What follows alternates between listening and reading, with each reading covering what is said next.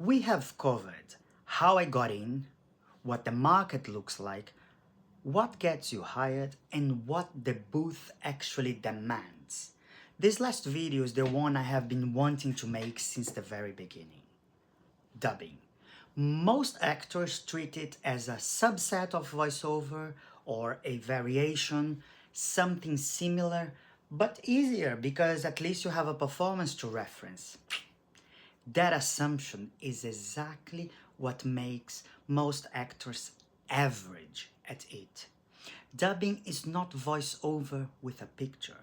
In voiceover, you bring your interpretation to a blank canvas. In dubbing, you are in conversation with a performance that already exists. Your job is to serve that performance in a different language while making it feel completely natural to an audience who will never hear the original. That is a genuinely complex, creative, and technical task. You are simultaneously an actor, a translator of emotion, and a technician managing lip sync and the timing. None of those three things can be sacrificed for the other two. Lip sync is the most obvious technical demand and the one that actors sometimes underestimate. It's not about matching every mouth movement. That's actually wrong, wrong way to think about it. What is good to think about is finding the natural rhythm of the original performance and inhabiting it. The secret is vowels and hard consonants, the B's, P's, M's. Those are their eye catches on screen. Everything else is interpretation. Timing in factual and documentary dubbing is a different again.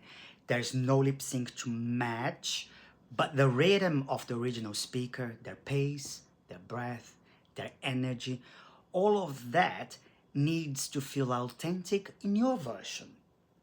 Getting that wrong makes the whole documentary feel slightly off, and the audience doesn't really know why. And the creative heart of dubbing, and the part nobody teaches properly, is staying true to the original performance. You're not performing the character from scratch. You are honoring a performance someone else gave in a different language and a different cultural context, and making it land with equal truth with yours. That's your task. That requires you to watch, listen, and feel what the original performer was doing underneath the words. What was their objective? What was their impulse?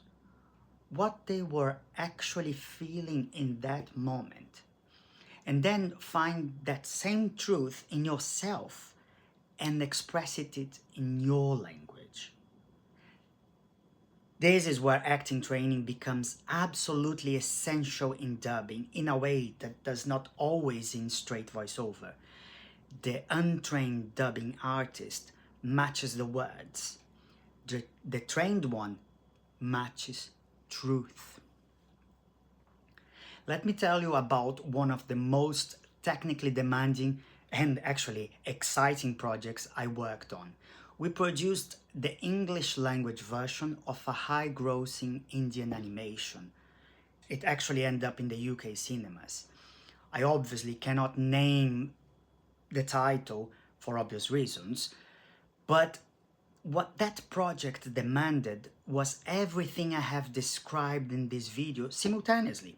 Character voices that felt authentic in English, while honoring performance recorded in a different language and in a different cultural tradition. Lip sync, which in animation has its own specific challenges compared to live action. Consistency across a feature-length production involving multiple artists across multiple sessions. And underneath all of it, the same thing that matters in every booth, in every session. Truth, delivered with discipline take after take. I mentioned this in video 2, but I want to come back because it matters most in dubbing. The demand for authentic native voices across all languages is enormous and consistently undersupplied. So if you are bilingual, the dubbing market is one of the most accessible and underexplored opportunities available to you right now. Not because the work is easy, but because the competition is genuinely smaller than in commercial voiceover. And those relationships that you build in dubbing studios tend to be deeper and longer lasting than almost anywhere else in the industry.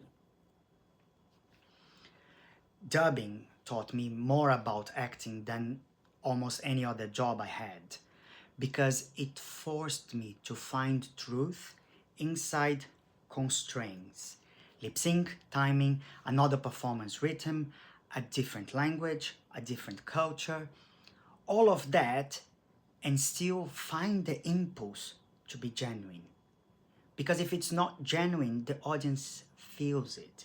And they cannot name it probably. That's actually not a dubbing lesson, that's an acting lesson. And it's the best one I know. Find the truth. So this has been 5 videos about an industry I stumbled into because someone forgot to record a beggar. I had a lot of luck in my career, but the hard work and discipline were there to sustain it. I hope something in here was useful for your career. Let me know what you liked it and what you want to know, if you want to know something specific about it. And also, there's a lot more where this one came from.